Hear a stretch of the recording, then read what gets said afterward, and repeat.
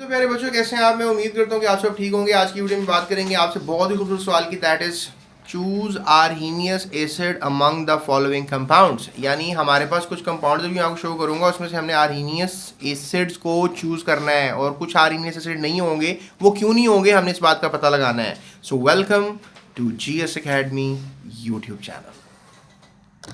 प्यारे बच्चों, आपके सामने ये कुछ कंपाउंड्स आपको नजर आ रहे हैं। मैं इनके नाम आपको बता देता हूँ और इसमें से जज करनी है कौन से आर्हीनियस एसिड है। अगर आपने आर्हीनियस एसिड बेस का टॉपिक पढ़ा हुआ है तब आपको ये बात समझ में आएगी। चले, आर्हीनियस एसिड बेस क्या होते हैं मैं आपको दोबारा बता दूंगा और इन कंपाउंड्स को क्या कहते हैं वो सुने। इस कंपाउंड को कहते हैं हाइड्रोफ्लोरिक एसिड, इसे कहते हैं अमोनियम आयन, इसे कहते हैं सल्फरस एसिड, इसे कहते हैं सल्फर ट्राइऑक्साइड गैस, इसे कहते हैं हाइड्रोजन सल्फाइड और इसको कहते हैं वाटर। देखिए, आर्हीनियस ने एक सिंपल सी बात की थी। उसने कहा था कि कोई भी एसिड जो है, कोई भी एसिड अपने पास H प्लस रखेगा, मतलब हाइड्रोजन रखेगा। अगर आप उसको डाल देंगे पानी में, तो पानी में जाने के बाद अगर आप इस कंपाउंड को आपने पानी में डाल दिया, तो पानी में जाने के बाद वो क्या करेगा, वो अपना H प्लस ड्रॉप कर देगा पानी में। यानी ये वाली साइड नेगेटिव हो जाएगी और ये वाली साइड पॉजिटिव हो जाएगी। यानी इसमें एक पॉजिटिव है और एक नेगेटिव है। और जब पानी में ये कंपाउंड जाएगा तो ये, अब उसने बेसिकली इस चीज़ को कहा कि ये जो कंपाउंड हाइड्रोजन आयन देगा पानी में, क्या कहते हैं इसको, हाइड्रोजन आयन। हाइड्रोजन आयन देगा पानी में, वो बेसिकली कंपाउंड कहलाएगा आर्हीनियस एसिड। अब आप ये सोच रहे होंगे कि अगर कंपाउंड के पास हाइड्रोजन आयन होगा तो ही वो पानी में देगा ना हाइड्रोजन आयन। अगर उसके पास हाइड्रोजन आयन है ही नहीं तो वो पानी में क्या देगा। तो आप टेक्निकली सोचें, हमारे पास 1 2 3 4 5 6 कंपाउंड इस वक्त आप नजर आ रहे हैं। अब ये 6 कंपाउंड में पानी में जो जो हाइड्रोजन आयन दे सकते हैं वही होंगे आर्हीनियस के एसिड। जैसे फॉर एग्जांपल पहला कंपाउंड देखते हैं। अगर HF को पानी में डालेंगे तो HF पानी में जाने के बाद हाइड्रोजन आयन देने की सलाहियत रखता है। क्या ख्याल है?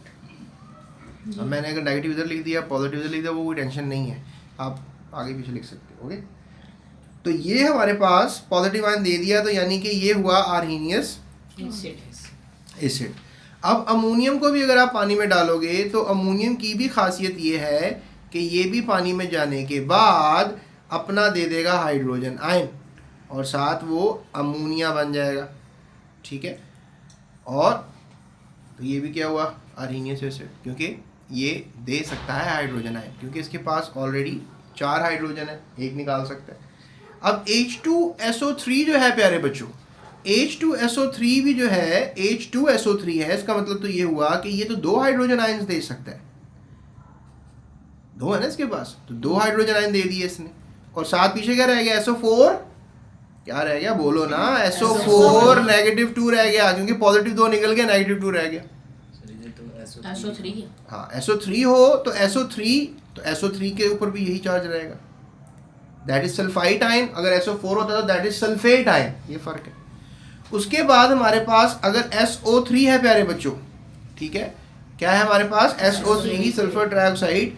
ये पानी में जाने के बाद हाइड्रोजन आयन कैसे दे सकता है, इसके पास तो हाइड्रोजन आयन है ही नहीं, लिहाजा ये आर्हीनियस एसिड नहीं है। उसके बाद अगर H2S की बात करें, H2S भी जो है वो पानी में जाने के बाद क्या दे सकता है, हाइड्रोजन आयन, कितने, 2। और सल्फर क्या होगा, तो ये भी हुआ आर्हीनियस एसिड। ये भी एक एसिडिक गैस है, ये गैस होती है याद रखिए, ये भी गैस है, लेकिन ये एसिडिक नहीं है। लेकिन हाँ, आर्हीनियस के हिसाब से एसिडिक नहीं है, लेकिन ये है एसिडिक। ये मैं आपको अगले क्वेश्चन में किसी में बताऊंगा एसिडिक है कि नहीं है। लेकिन चूंकि अभी आर्हीनियस को एसिड क्यों नहीं कह रहा, इसका जवाब दें तो इसमें हाइड्रोजन आयन नहीं है, इसलिए ये एक एसिडिक गैस नहीं है अभी तक के लिए आर्हीनियस को लेकर। ये है आर्हीनियस एसिड, इसमें हाइड्रोजन आपको नजर आ रहा है। उसके बाद हमारे पास जो एक और कंपाउंड आखिरी रह गया है वो है वाटर। तो वाटर में जाने के बाद हाइड्रोजन आयन देगा, that is a nice compound.